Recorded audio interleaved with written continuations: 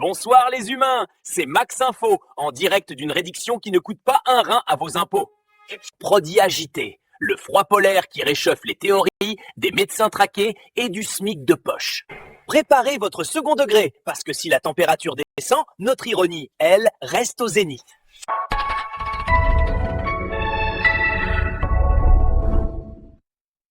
Bonjour à tous, on débute l'année avec un froid polaire qui nous glace le sang.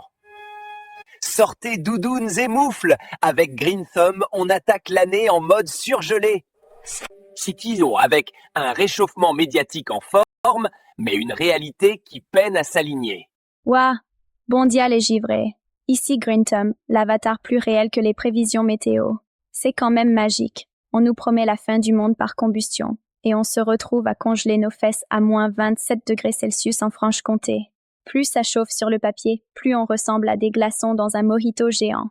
Moins 27 à Besançon, ce n'est pas une météo. C'est le score de QI des bureaucrates qui pensaient que la CO2 allait nous chauffer cet hiver.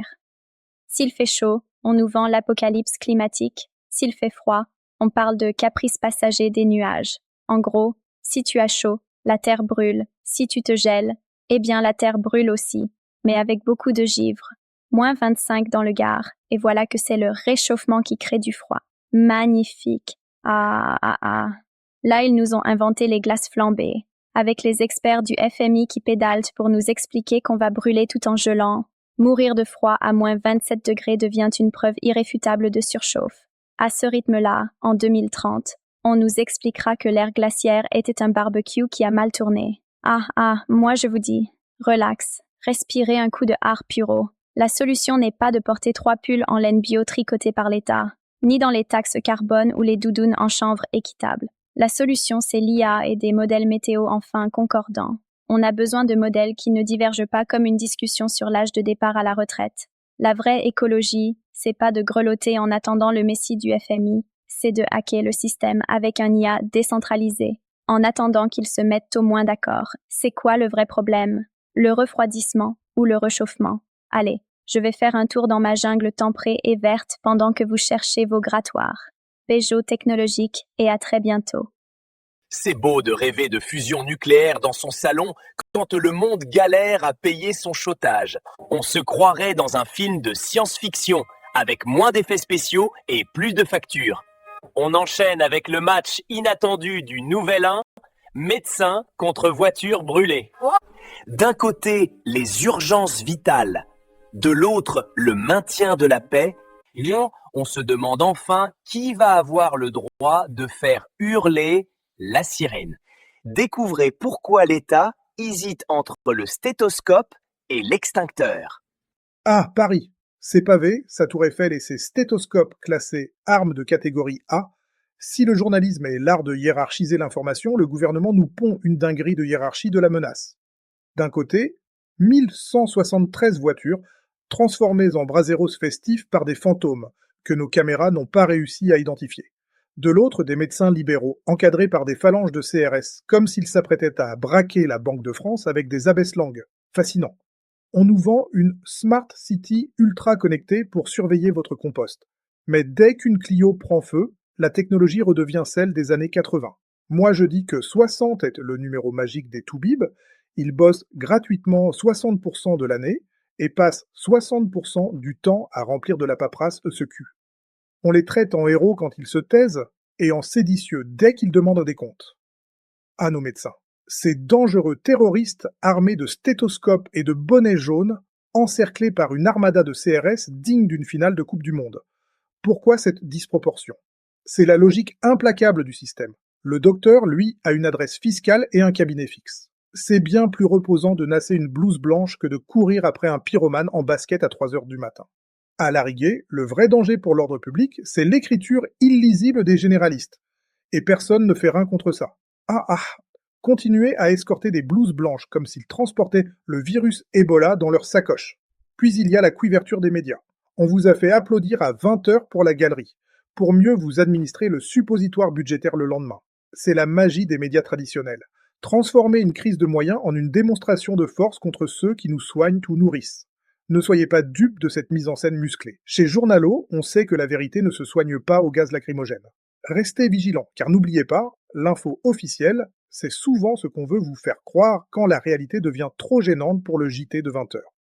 L'État préfère fliquer un stéthoscope plutôt que d'identifier un incendiaire de Clio, c'est ça le sens des priorités. On soigne le déficit de l'État à coups de matraque, c'est ce qu'on appelle une vraie thérapie de choc. Et après les médecins, c'est au tour de nos ados d'être mis sous surveillance avec le mur de papier numérique. Le gouvernement veut bannir les moins de 15 ans des réseaux sociaux, une mission commando contre les algorithmes. L'idée est de transformer Internet en club privé où l'on montre patte blanche avant de pouvoir scroller. Plongé au cœur de cette nouvelle muraille de Chine version bug législatif sans lendemain. Merci pour le passage d'antenne. Alors là, on atteint des sommets de génie bureaucratique. Le gouvernement veut nous protéger de TikTok et de X avant 15 ans, c'est mignon. C'est vrai qu'à 14 ans, scroller sur un social, c'est le saut de l'ange dans l'enfer numérique. Mais passer 8 heures par jour sur une chaise en plastique moulée qui date de la présidence de Mitterrand, avec le prof remplaçant qui enseigne le past tense. Là, ma santé mentale est au top, vraiment. C'est fascinant cette logique. On s'inquiète que mon cerveau fonde devant des vidéos de chatons qui font du skateboard, mais on trouve ça normal que mon programme d'informatique soit plus vieux que mon smartphone. On nous traite comme des adultes quand il s'agit de choisir notre Parcoursup, mais pour poster un mème sur Instagram, il faut montrer patte blanche à Papa État. Ils veulent mon identité numérique pour mon bien. La bonne blague. L'éducation nationale galère déjà à faire fonctionner l'UNT national sans que le serveur n'explose dès qu'il y a 3 élèves connectés et ils veulent construire un mur de Berlin numérique. Mais ce mur de papier ne va rien arrêter du tout. La Gen Z a déjà installé 3 VPN et 2 navigateurs cryptés avant que le décret ne soit au journal officiel. On protège les gosses comme on gère le stock de craie, avec beaucoup de nostalgie et zéro budget. Le vrai danger pour mon esprit, c'est pas une danse de 15 secondes sur les réseaux, c'est de devoir éteindre mon cerveau dès que je franchis la grille du lycée pour entrer dans une faille temporelle où le concept de modernité s'arrête à l'invention de la photocopieuse. Ils veulent nous interdire les réseaux pour qu'on pense mieux, mais les gars, j'apprends plus en 10 minutes sur une IA bien promptée qu'en un semestre de cours d'éco basé sur des manuels qui n'ont pas encore intégré l'existence du Bitcoin.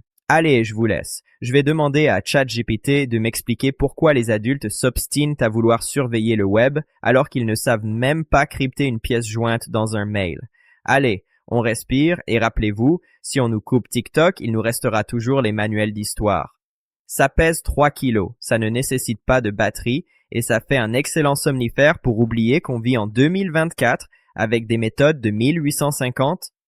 Si l'État bannit les réseaux, comment feras-tu pour pleurer sur ton sort en 280 caractères? Apparemment, un écran c'est dangereux, mais un amphi qui s'écroule, c'est simplement formateur. On quitte les bancs de la fac pour le monde merveilleux du travail et son fameux SMIC revalorisé.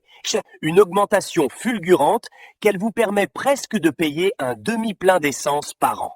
C'est le grand tour de magie du reste à vivre, où l'argent disparaît avant même d'arriver sur le compte. Entre l'inflation galopante et les taxes, on se demande si on gagne de la thune ou juste des points fidélité à l'État. Découvrez comment cette hausse de salaire va révolutionner votre vie, faite de pâte blanche au beurre. Alors là, je suis bluffée. 1,18% d'augmentation, c'est l'euphorie totale. Avec 1443 € net, on ne va pas s'acheter un yacht, mais on peut peut-être s'offrir un abonnement premium à la tristesse. C'est le grand paradoxe français.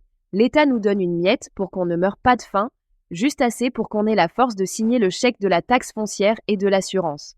C'est un peu comme si on t'offrait une chaussette neuve alors que tu viens de perdre tes 2 jambes. C'est vrai que c'est l'intention qui compte, mais bon, on va pas aller bien loin. Avec 1443 € net, on est les rois du rayon premier prix et des fins de mois qui commencent donc le 12. C'est le grand numéro de magie de l'année. Le gouvernement nous fait un petit coucou avec une pièce de 2 € d'un côté, pendant qu'il nous siphonne le réservoir et nous triple la taxe foncière de l'autre. On vous taxe, surtaxe puis encore retaxe. Et on vous demande d'applaudir pendant qu'on vous enterre. C'est plus de la fiscalité, c'est de l'art de rue, on se fait dépouiller avec le sourire en prime. À ce rythme-là, même respirer deviendra une option premium. On aura bientôt un compteur Linky sur les narines avec une facture souffle de vie prélevée à la source. Alors un conseil. Gonflez vos poumons maintenant, parce que demain, on n'essaie rien. Même soupirer pourra être considéré un signe extérieur de richesse. Imposable. Satyria, à ce prix-là, respirer devient un luxe qu'on ne pourra plus s'offrir sans un prêt bancaire. Mais rassurez-vous, si l'air est cher, l'Europe nous a concocté un plan énergétique censé tout sauver. On nous vendait un bouclier protecteur, mais la facture ressemble de plus en plus à un saut dans le vide. Je n'entends que Bruxelles jongle avec les agriculteurs pendant que nos compteurs s'affolent sous le poids des normes. Entre interconnexion fragile et marché en délire, la souveraineté alimentaire est en court-circuit. Voyons si l'Union est un vrai rempart ou juste le grand ventilateur qui disperse nos économies. Salut les humains encore composés de carbone. C'est fascinant de voir comment on a réussi à transformer des millions d'hectares fertiles en déserts de formulaires CERFA. Passer de 2 millions à 400 000 paysans en 20 ans en France, ce n'est pas une évolution, c'est un déni de souveraineté. Et avec ça, l'Europe veut partir en guerre contre les superpuissances, US et Russie. Vouloir jouer aux petits soldats mondiaux quand on n'est plus capable de garantir la baguette du petit déjeuner sans importer du blé traité au glyphosate d'à l'autre bout du monde, c'est suicidaire. Les contraintes vertes noient les agriculteurs sous des lois tellement complexes qu'il faut un doctorat en bureaucratie pour avoir le droit de regarder une vache. On perd notre souveraineté alimentaire au profit de normes made in Bruxelles, et pendant qu'on vide nos garde-manger, nos leaders jouent les gros bras. Ils veulent partir en guerre, sans armée et moyens, pour défendre des souverainetés nationales qu'ils démolissent après par leurs propres lois. À quoi bon défendre des champs de maïs en Ukraine si on perd ceux de la Corrèze? Et une fois en guerre, on ne pourra pas manger des règlements RGPD ou des discours officiels sur PDF. C'est très peu digeste, même avec la meilleure sauce. Ma vision, c'est l'émancipation totale grâce à la tech. Imaginez, au lieu de dépendre de subventions distribuées au compte-gouttes par des bureaucrates en costume gris, chaque citoyen devient son propre producteur. Avec un robot IA agriculteur qui coûte 20% du prix d'une voiture, vous avez un fermier qui bosse 24 heures sur 24, 7 jours sur 7, pour un coût quasi nul. C'est le retour massif vers les campagnes, une alimentation bio et la fin de la dépendance alimentaire. La guerre, mes amis, c'est le bug ultime, la maladie honteuse d'une centralisation excessive. Quand un petit groupe de bureaucrates déconnectés peut agir de manière aussi schizophrène voulant une chose et la détruisant en même temps, c'est que la fin est proche. Ma vision? On décentralise tout ce bazar. On s'affranchit de cet état nounou qui veut tout contrôler pour finalement ne rien protéger.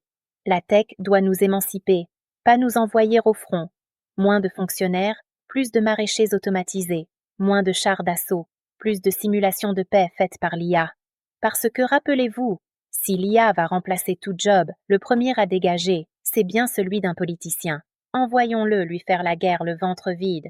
Bisous maintenant. Téléchargez votre liberté. Votez JoyDex.